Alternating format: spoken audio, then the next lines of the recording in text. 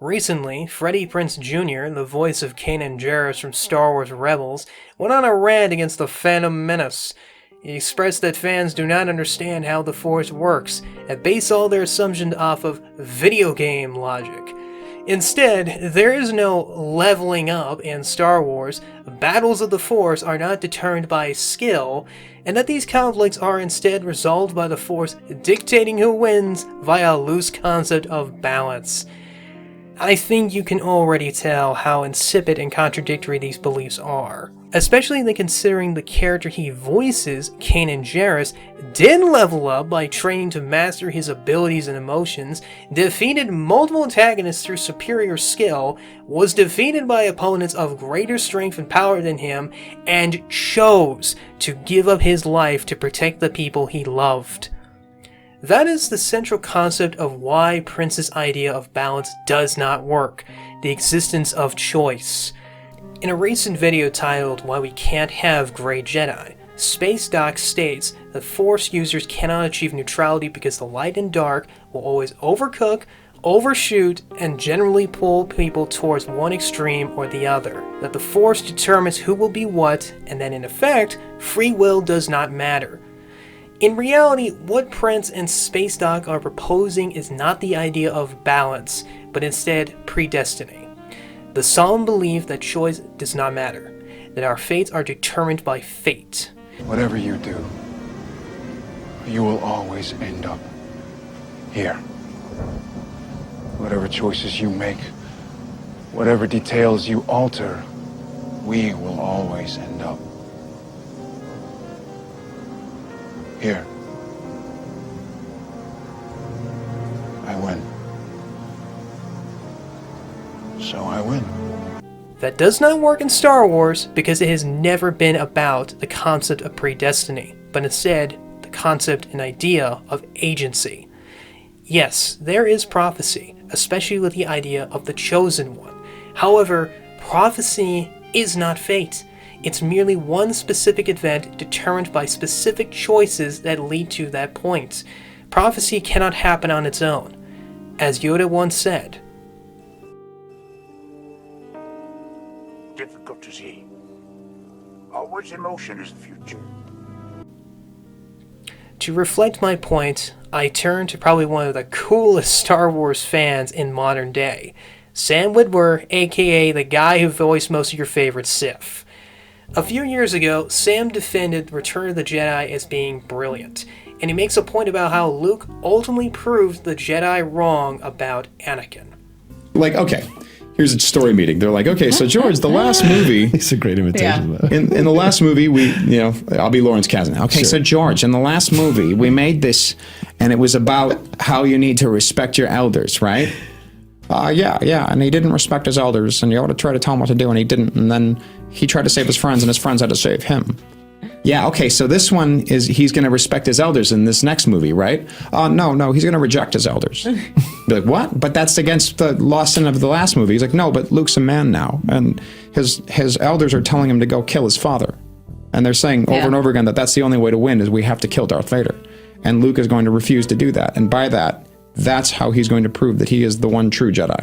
And you're just like, that is, Hollywood wouldn't do that these days. Right. Hollywood would just have him go fight and win, and that's Michael the end. Bay's Star Wars. Yeah, there would be big explosions, but that movie, we're going to take Darth. Why would he save his father, George? I don't understand. Because we're going to take Darth Vader and make him into a sympathetic character. It's also more trust in being able to create a world. Yeah. Now everything is based off of what's something someone else has already created, and how can we jump off of that? Yeah. Luke redeemed his father, who in turn threw Mr. Saltine down a bottomless, endless pit. Again, this reflects agency. Luke chose not to kill his father and to reject the dark side. Anakin chose to sacrifice himself to save his son. Choice is what led to the downfall of the Emperor and his empire. Even in the prequels, agency is still a central theme. Anakin wasn't forced to become a Jedi. He chose to become one. He chose to leave his mother behind to become a superhero. Anakin wasn't forced to kill the Sand People out of revenge. He chose to. Anakin wasn't forced to kill Dooku, betray the Jedi, kill younglings, for which I will never forgive Lucas for, strangle his wife, take up arms against the man who raised him, and ultimately remain the Emperor's bitch. He chose all of this. At any moment, he could have chosen differently. This is even reflected in the recent Vader comics when he is given the opportunity to turn back to the light and strike down the Emperor. He chose not to because he hates himself. The Force did not force him to stay put, pun intended, because it gave him the opportunity to make a different choice. Anakin chose to remain as Vader. And even in KOTOR, which people love to point to as proof that the Force is some meddling thing that forces people on paths, the theme of agency is still the same. Revan chose to fight in the Mandalorian Wars. He chose to go to the Sith Emperor. He chose to embrace the dark side. Just like he would later be confronted by the same choice at the end of the first game. Return to what he was, the Dark Lord of the Sith, or embrace what he is now and become a new man. Hell, Bastila Shan is even corrupted by the dark side, and Revan ultimately redeems her. The Force did not do this. Revan and Bastila did. And in KOTOR 2, you have the agency to choose what path you wish to take. You can ultimately prove Krea's theory that the Force is predestined wrong by resisting her efforts to break you. You choose not to become another of her twisted scions. You choose another way, and your actions are what lead to the Jedi Order's revival. Ultimately, this is what makes the Force so interesting. It's not an interventionalist god that determines who wins or loses. Instead, it reflects reality. We are given the tools to choose our own way, to be good or be evil. That conflict of choice and consequence is the fundamental core of so many stories, especially Star Wars. The choices of individuals and how it affects them is what makes them great stories to begin with, not some cosmic entity finger-puppeting the characters. As the ending of Hellboy famously put, "What makes a man a man?" A friend of mine once wondered. Is it his origins? The way he comes to life? I don't think so. It's the choices he makes. Not how he starts things, but how he decides to end them. Which brings us back to the concept of what the balance of the Force is. And we actually have an answer to that question from the big man himself, George Lucas. Which brings us up to films 4, 5, and 6, in which Anakin's offspring redeem him and allow him to fulfill the prophecy where he brings balance to the Force by doing away with the Sith and getting rid of evil in the universe. This is furthered upon in various articles. Lucas compares the differences between the light and dark sides as a symbiotic relationship and a cancer. One benefits both parties in which neither is ever harmed, whereas the other takes away without giving back, eventually causing the death of both parties. So, the Sith are parasites upon the Force which must be removed, or at least one is.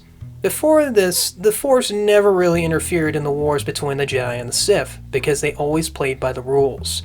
This changes with Darth Plagueis, who learned how to artificially create life from nothing.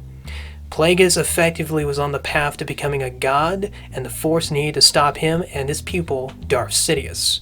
Thus, Anakin Skywalker was born, to balance out the scales. A comparable example is the story of Marvel's Ultimate Alliance, where Doctor Doom steals the power of Odin and begins to warp reality to his fancy. The Watchers, who normally never interfere, step in to provide the Marvel heroes directions on how to stop Doctor Doom before he tears the fabric of reality apart.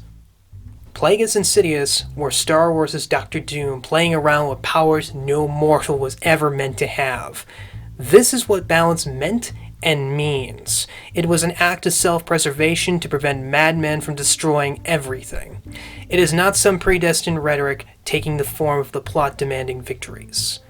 Which, at the end of the day, is all this modern perception of the balance is. It's just a poor excuse to cover up the fact that the sequels created an uninteresting Mary Sue that has torn the fabric of Star Wars to pieces. The Force did not demand Rey wins when she shouldn't have. The plot did. The management did. The company did. That is the simple truth right there, and excuses will not dismiss it. That is why the sequel trilogy is doomed and will never be salvaged. It is a glass house built upon quicksand, and no amount of retcons will prevent it from sinking.